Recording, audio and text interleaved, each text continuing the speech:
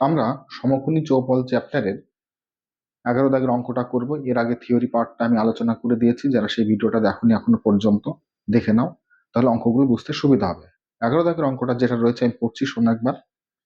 একটি সমকোণী চৌপল আকারের বাক্সের দৈর্ঘ্য প্রস্থ উচ্চতার অনুপাত 3:2:1 এবং উহার আয়তন 384 ঘন সেমি হলে বাক্সটির সমগ্র তলের ক্ষেত্রফল কত হবে হিসাব করে লিখি।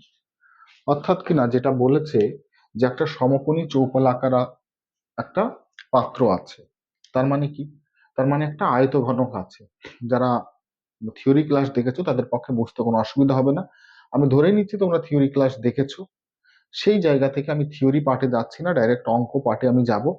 অঙ্ক পার্টে যে ফর্মুলাগুলো যখন কাজে লাগবে সেই ফর্মুলাগুলো আমরা তখন কিন্তু আলোচনা করব। ফর্মুলা বুঝতে অসুবিধা হলে থিওরি পার্টের ভিডিওটা আরেকবার দেখে নাও। দেখো আমাদের এইখানে যে অঙ্কটা দেওয়া আছে সেই অঙ্কের সঙ্গে সামঞ্জস্য রেখে যে দুটো ফর্মুলা আমাদের কাজে লাগবে সেই দুটো ফর্মুলা আমি এখানে লিখে রেখেছি। ধাপে ধাপে আমি এই একই কৌশলে অঙ্কগুলো করব। কি বলা আছে? বলা আছে একটি আয়তঘনক আকৃতির বা সমকোণী একটা বাক্স আছে, সে বাক্সের দৈর্ঘ্য মানে কতটা বড় একটা সাইড। আমি যে ছবিটা এঁকেছি দেখো, একটা সমকোণী চৌপলের ছবি এঁকেছি। দৈর্ঘ্য বলতে আমি এ থেকে বি পর্যন্ত বা ডি থেকে সি পর্যন্ত বা জি থেকে এইচ পর্যন্ত বা ই থেকে এফ পর্যন্ত থেকে দৈর্ঘ্য বলবো, তোমরা জানো।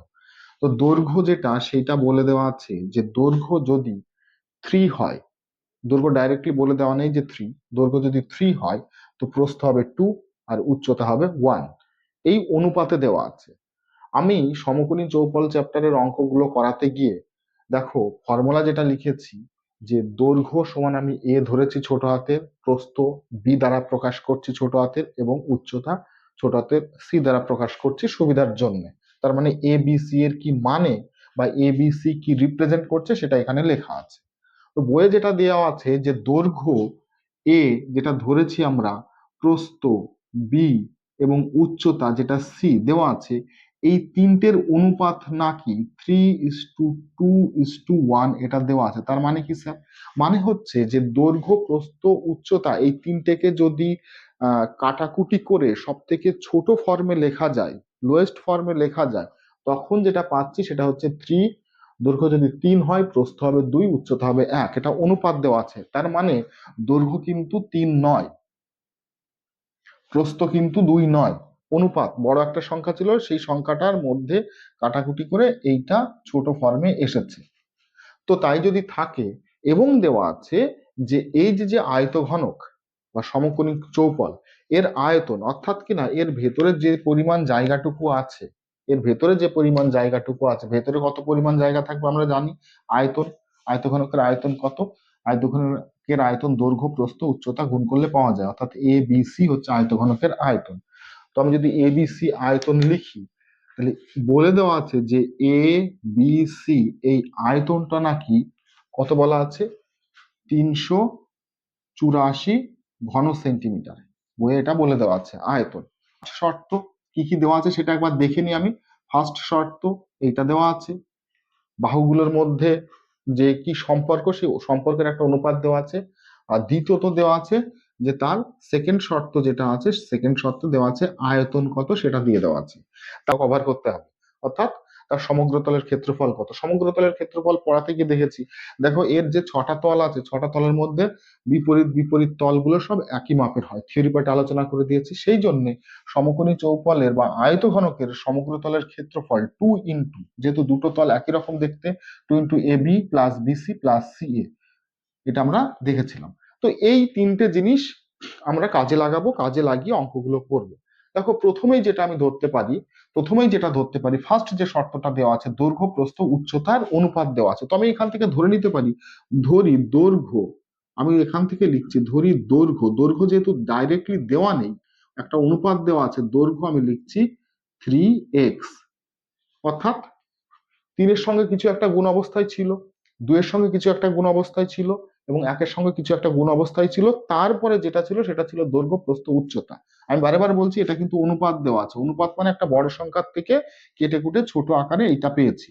তো কিছু তো একটা গুণ অবস্থায় ছিল যেটা কাটাকুটি করে এই সংখ্যাটা পেয়েছি, কিছু তো একটা গুণ অবস্থায় ছিল যেটা কাটাকুটি করে এই সংখ্যাটা পেয়েছি। তো ধরে নিচ্ছি যে প্রত্যেকের সঙ্গে এক্স গুণ আকারে ছিল।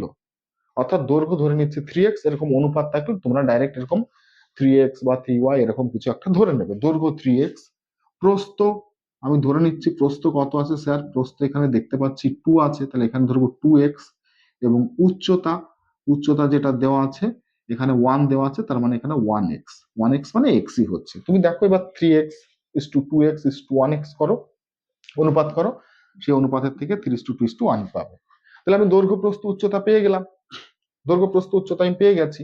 আমি দৈর্ঘ্যকে এক্স অক্ষ বরাবর প্রকাশ করছিলাম, প্রস্থকে ওয়াই অক্ষ বরাবর প্রকাশ করছি, আর উচ্চতাকে জেড অক্ষ বরাবর প্রকাশ করছিলাম 3 ডাইমেনশনাল ফিগারে। এখন আমি যখন দৈর্ঘ্য প্রস্থ উচ্চতা পেয়ে গেছি, তাহলে একটা শর্তকে আমি কাজে লাগিয়ে দিয়েছি। সেকেন্ড শর্ত কি দেওয়া আছে? সেকেন্ড শর্ত দেওয়া আছে এর আয়তন দেওয়া আছে। তাহলে শর্তানুসারে আমি ফর্মুলাকে কাজে লাগিয়ে যদি আয়তন বের করি, তাহলে শর্তানুসারে আমি লিখতে পারবো যে আয়তঘনকের আয়তন এ বি সি, অর্থাৎ কিনা তুমি এবিসি লিখবে না, তুমি লিখবে দৈর্ঘ্য ইন্টু প্রস্থ ইন্টু উচ্চতা। অর্থাৎ যেখানে আমি এবিসির মানে আমি এখানে বলেই দিয়েছি, কি লিখেছি, দৈর্ঘ্য, দৈর্ঘ্যের প্রস্থ ইন্টু উচ্চতা লিখলাম। দৈর্ঘ্য কত দেখে নিয়েছি, দৈর্ঘ্য দেখে নিয়েছি 3x, তার সাথে গুণ অবস্থায় আছে প্রস্থ 2x, তার সাথে উচ্চতা গুণ অবস্থায় আছে x। এবার যদি আমি তিনটে গুণ করি, দেখো 3 দুগুণী 6 হচ্ছে, সংখ্যার গুণগুলো আগে করে নিচ্ছি। 3 দুগুণী 6 হচ্ছে, তারপর হচ্ছে এক্স এক্স এক্স, তিনটে এক্স গুণ অবস্থায় থাকলে এক্স কিউব হচ্ছে। তাহলে ঘনকের আয়তঘনকের আয়তন যেটা ফর্মুলার সাহায্যে পেলাম সেটা হচ্ছে 6x কিউব।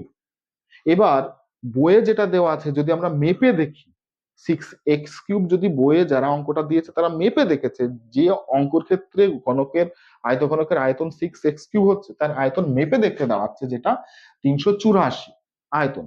তাহলে এই দুটো আয়তন সমান, একই বস্তুর আয়তন ফর্মুলার সাহায্যে বের করলাম এবং ডাইরেক্ট বইয়ে দেওয়া আছে। তাহলে এটা একটা শর্ত যে 384 কোথা থেকে পাচ্ছি, শর্ত থেকে পাচ্ছি, বইয়ে যে অঙ্কটা দেওয়া আছে সেই শর্তে এটা দেওয়া আছে। তাহলে আমি এখান থেকে লিখতে পারি যে শর্তানুসারে 384, এটা লিখতে পারি দুটোই আয়তন। এখান থেকে আমি এক্স এর মান বের করব, অর্থাৎ কাটাকুটি কত করেছিলাম সেটা বের করব। এক্স এর মান বের করতে গেলে তোমরা এটা জানো, আমি তাও একবার বলি, যার মান বের করব তাকে সমান চিহ্নের বাঁদিকে একাকী অবস্থায় রাখতে হবে, তাকে সমান চিহ্নের বাঁদিকে একাকী অবস্থায় রাখতে হবে। আমার অঙ্কে কোথাও এক্স ছিল না, আমি অঙ্কে এক্স ছিল না বলে আমি দেখো এখানে ধরে নিয়েছি। তো যাকে ধরেছি তাকে দেখতে চাইছি যে ধরলাম যাকে, সে কত, তার ভ্যালু কত, যাকে ধরলাম। তো যাকে ধরলাম এখানে এক্স ধরেছি, তো এক্স এর মান যখন বের করব তো এক্স কে সমান চিহ্নের বাঁদিকে একাকি রাখবো। দেখো এক্স সমান চিহ্নের বাঁদিকে একা নেই, এক্স এর সঙ্গে তার সহগ 6 রয়েছে গুণ আকারে। তো ফার্স্টে কাজ হচ্ছে 6টাকে ডান দিকে পাঠিয়ে দেওয়া। তো এক্স কিউব আছে, 6টাকে ডান দিকে পাঠিয়ে দিই, ডান দিকে অলরেডি 384 বসে আছে, গুণ অবস্থায় 6 আসে, ডান দিকে চলে গিয়ে ভাগ হয়ে গেল।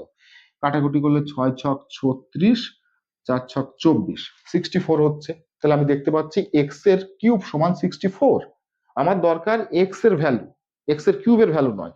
তো পরের লাইনে আমি এখান থেকে লিখতে পারি এক্স এর কিউব যদি 64 হয়, তো 64 কে লেখা যাবে 4 টু দি পাওয়ার কিউব।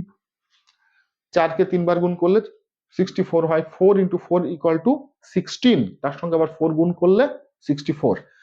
তো এখান থেকে আমরা সহজেই বলতে পারি যদি এক্স এর কিউব সমান 4 এর কিউব হয়, এদের পাওয়ার সমান, তাহলে বেসও সমান হবে।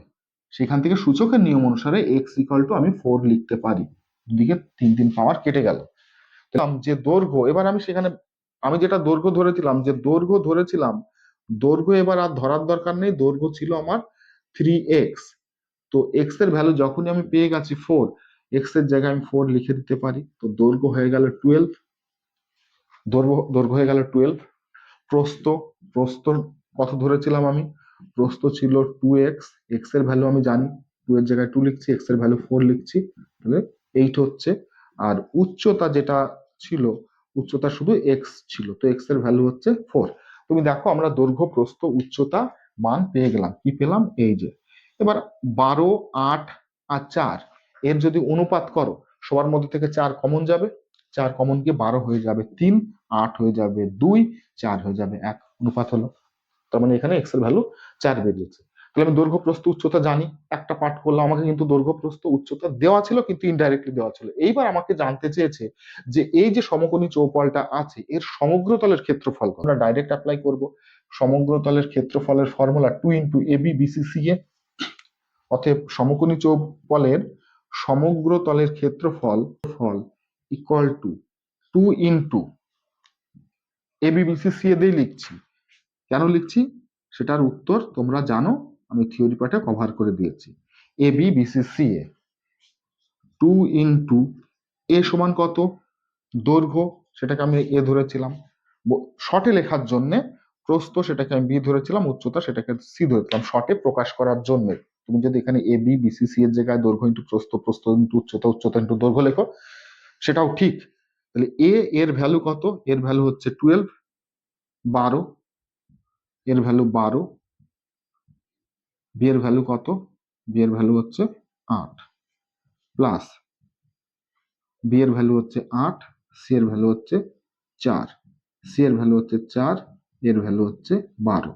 তোমরা এখান থেকে গুণ করবে, গুণ করলে যে ভ্যালুটা আসবে সে ভ্যালুটা আসবে দেখবে 352 আসবে, 352 বর্গ সেন্টিমিটার। যেহেতু ক্ষেত্রফল বের করছি অতএব ক্ষেত্রফল সবসময় স্কোয়ার দিয়ে বেরোয়, বর্গক্ষেত্র দিয়ে বেরোয়। তাহলে 352 বর্গ সেন্টিমিটার আমরা দেখতে পেলাম যে সমকোণী চৌপালটা ছিল তার চারিপাশে যদি মুড়তে হয় 352 বর্গ সেন্টিমিটার মুড়তে হবে। আশা করি বুঝতে পেরেছো। আমরা ফর্মুলাকে কাজে লাগিয়ে সহজভাবে সুন্দরভাবে অঙ্কটা করে দিয়েছি। ছাত্রী, আমরা আজকে ঘনক চ্যাপ্টারের কিছু অনুশীলনীর অঙ্ক প্র্যাকটিস করব। গতদিনের যে ভিডিওটা দিয়েছিলাম সেই ভিডিওতে তোমরা দেখেছো এই ঘনক চ্যাপ্টারের থেকে যত রকম ধারণাগত দিক আছে, অর্থাৎ যে ফর্মুলাগুলোকে ব্যবহার করে আমরা এই অঙ্কগুলো করতে পারবো সেই ফর্মুলা নিয়ে আমি ডিটেলসে আলোচনা করে দিয়েছি। গতদিনের যে ভিডিও করে দিয়েছি সেই ভিডিওটা দেখে নিলে সেই ধারণাগত দিক তোমাদের যখন পরিষ্কার হবে তখন আজকের অঙ্কগুলো তোমাদের কাছে খুব সোজা মনে হবে। তো যারা দেখোনি তারা ভিডিওটা দেখে নাও। আমরা 10 নম্বর অঙ্কটা করছি। দেখো, সব অঙ্ক করে দেবো না, কিছু কিছু অঙ্ক আছে যে অঙ্কগুলো খুব সোজা, ডাইরেক্ট ফর্মুলায় ফেলে তোমরা করতে পারবে। আমি সেই অঙ্কগুলোই করে দেবো যে অঙ্কগুলোর হেল্প নিয়ে তুমি আরো অনেকগুলো অঙ্ক করতে পারবে। কিছু তুমি নিজে করো, কিছু আমি করি। যেটা পারবে না, আমি যেটা করে দেবো না অথচ তুমি পারছো না, সেটা আমাকে কমেন্ট করবে, আমি অবশ্যই তোমাকে করে দেব। আমি কি করেছি, কিছু ফর্মুলা লিখে রেখেছি যে ফর্মুলাগুলো গতদিন আমি তৈরি করেছিলাম। আর অঙ্কটা যেটা আছে দেখতে পাচ্ছ তুমি, 10 নম্বর অঙ্ক আমি একবার পড়ছি, তুমি শোনো। একটি ঘনকের প্রতিটি বাহুকে 50% কমানো হলো। মূল ঘনক ও পরিবর্তিত ঘনকের ঘনফলের অনুপাতটা কি হবে সেটা বের করতে বলেছে। খুবই সোজা একটা অঙ্ক। দেখো কতটা সোজা ভাবে আমি যে ফর্মুলাগুলোকে পেয়েছিলাম গতদিন সেই ফর্মুলাগুলোকে কাজে লাগিয়ে আমি অঙ্কগুলো করতে পারবো। তার আগে কি বলেছে একটু বোঝার চেষ্টা করে অঙ্কটা। মনে করো আমার কাছে একটা ঘনক আছে। কি আছে বলেছে, ঘনক। ঘনক বলতে বোঝা যাচ্ছে যে একটা লুডুস ছক্কা টাইপের দেখতে, বা মেলাতে যে কিউব কিনতে পাওয়া যায় সেই কিউব জাতীয় একটা জিনিস, যার 6টা তল আছে এবং প্রত্যেকটা তল একে অপরের সঙ্গে সমান। যেমন লুডুস ছক্কা একটা ঘনকের উদাহরণ, আমি গতদিন ভিডিওতে আলোচনা করে দিয়েছিলাম।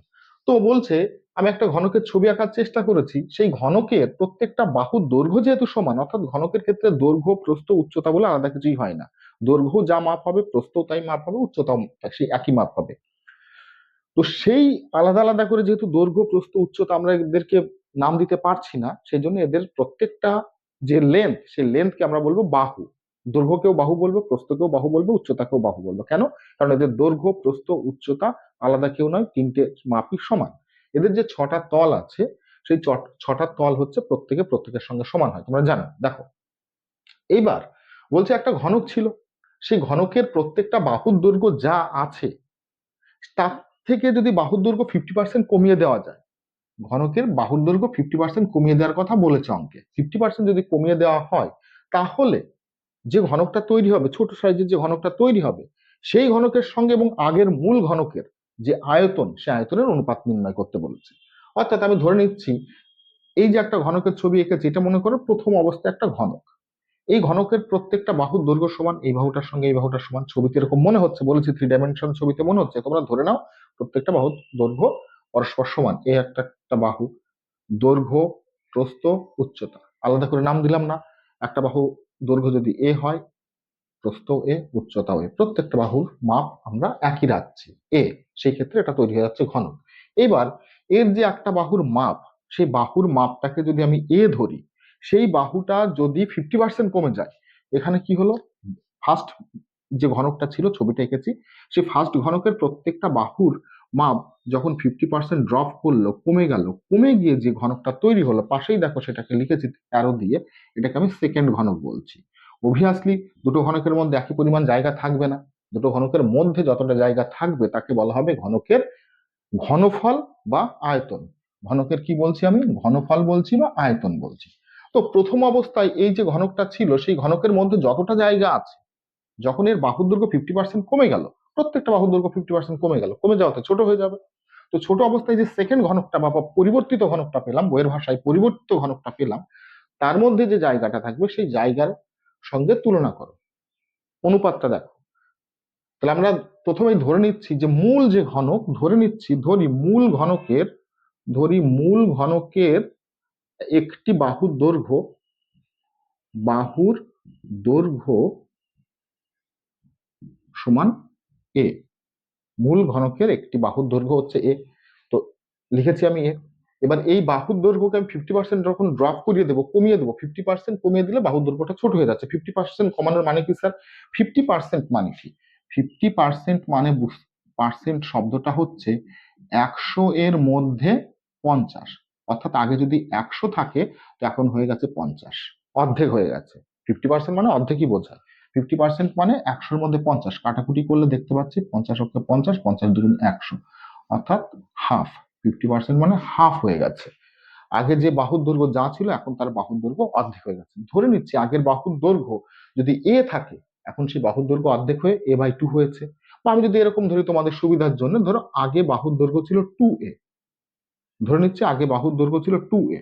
যদি তাই হয় তাহলে 50% কমে যাওয়া মানে বাহুর দৈর্ঘ্য 2a ছিল, তার 50% মানে অর্ধেক কমে গেছে। কাটাকাটি করে যেটা রয়েছে এখন সেটা হচ্ছে a। খুবই সোজা। তো এখন যে পরিবর্তিত ঘনক, তার বাহুর দৈর্ঘ্য a হয়ে গেল। আগে ছিল 2a, এখন হয়ে গেল a। কোথা থেকে পেলাম? কারণ বইয়ের যে শর্তটা দেওয়া আছে সেই শর্তে বলেছে 50% বাহুর দৈর্ঘ্য কমে গেছে। তো ধরি মূল ঘনকের বাহুর দৈর্ঘ্য ছিল 2a। এবার পরিবর্তিত ঘনকের যে বাহু হয়ে যাবে, কাজে আমি 2a ধরেছি, 2 এর যদি 50% কমে যায়, 50% মানে 100 মধ্যে 50, কাটাকুটি করলে তুমি দেখেছো 50 অক্ষে 50, 50 দুগুণে 100, 2 কেটে দিয়েছি, যে বাহুটার দৈর্ঘ্য থাকছে সেটা হচ্ছে এ। তুমি যদি মূল ঘনকের যে বাহুর দৈর্ঘ্য সেটাকে এ ধরতে, তাহলে পরিবর্তিত ঘনকের বাহুর দৈর্ঘ্য সেই ক্ষেত্রে হয়ে যেত a/2, এর অর্ধেক হয়ে যেত। তুমি যেটা ধরবে সেভাবে করবে। এখন প্রথম অবস্থায় যে মূল ঘনকটা ছিল তার আয়তন কত, তার ভিতরে কতটুকু জায়গা আছে দেখি। তো মূল ঘনকের আয়তন দেখো, ফর্মুলা হচ্ছে বাহু কিউব, অর্থাৎ একটা বাহুর দৈর্ঘ্য যদি জানি তাকে কিউব করে দিলে তার আয়তন পেয়ে যাব। তো এবার লিখবো মূল ঘনকের তার বাহু তার কিউব। বাহু 2a ছিল, তার কিউব করে দিয়েছি। 2a কে 3 বার গুণ করো, 2a কে 3 বার গুণ করলে 8a কিউব। ঘনফল পেলাম 8a কিউব। আর পরিবর্তিত অবস্থায় যে ঘনকটা পেলাম, পরিবর্তিত ঘনকের যে ঘনফল, তার ভেতরে কতটা জায়গা দেখি। পরিবর্তিত ঘনকের একটা বাহু হচ্ছে এ, তার ঘনফল বের করতে গেলে কিউব করে দেব। তো পেয়ে গেলাম পরিবর্তিত ঘনকের ঘনফল হচ্ছে a কিউব। ব্যাস এইটুকু। এবার জানতে চেয়েছে বইয়ে যে দুটো ঘনকের ঘনফলের অনুপাত কত, অর্থাৎ প্রথমটার ঘনফল আমি দেখে নিয়েছি 8a কিউব, পরেরটার ঘনফল দেখে দিয়েছি a কিউব। অথবা আমি নিচে লিখছি না, সাইডে লিখছি, তোমরা সাইডে নিচে লিখবে। আমরা এখান থেকে লিখতে পারবো ঘনফলের অনুপাত, ঘনফলের অনুপাত, অনুপাত শব্দটা 8a কিউব/a কিউব। ঘনফল হচ্ছে 8a কিউব/a কিউব। প্রথমটা ছিল 8a কিউব, ছোটটা হয়ে গেল শুধু a কিউব। a কিউব কেটে যাবে। কেন কেটে যাবে? অনুপাত আছে, অনুপাত মানে আমরা এরকম লিখতে পারি 8a কিউব/a কিউব, মানে হচ্ছে 8a কিউব, নিচে হয়ে যাচ্ছে a কিউব। তো a কিউব কেটে গেল, নিচে কিছু নেই মানে 1 আছে, তাহলে আমরা পাচ্ছি 8:1, অর্থাৎ a কিউব কেটে গেলে যেটা পাবো এটা 8, এটা 1। অর্থাৎ ভালো করে লক্ষ্য করে দেখো যে বাহুর দৈর্ঘ্য কিন্তু অর্ধেক হয়ে গেছিল, বাহুর দৈর্ঘ্য অর্ধেক হয়ে গেছিল, কিন্তু তার ভেতরের যে জায়গাটা রয়েছে, যে ঘনফলটা রয়েছে, সে ঘনফলটা কিন্তু অর্ধেক হয়নি। ঘনফলটা 8 ভাগের 1 ভাগ হয়ে গেছে। এটা 8 ভাগ থাকলে সেটা কমে গেছে 1 ভাগ। বুঝতেই পারছো? ঘনফলটা যদি 8 ভাগ থাকে, আগেরটার পরেরটার ঘনফল হয়ে গেছে 1, আগেরটার ঘনফল 8 থাকলে পরেরটার ঘনফল হয়ে যাচ্ছে 1। কিন্তু আগেরটার বাহুর দৈর্ঘ্য যদি 2 ছিল, তো পরেরটার বাহুর দৈর্ঘ্য পরিবর্তিত হয়ে 1 হয়েছিল। কিন্তু ঘনফলটা কিন্তু এরকম হাফ হয়নি, ঘনফলটা 1 লাফে 8-এর থেকে 1 হয়ে গেছে। এটাই হচ্ছে আমার অঙ্ক। আশা করি তোমরা বুঝতে পেরেছো। অঙ্কটা লিখে নাও।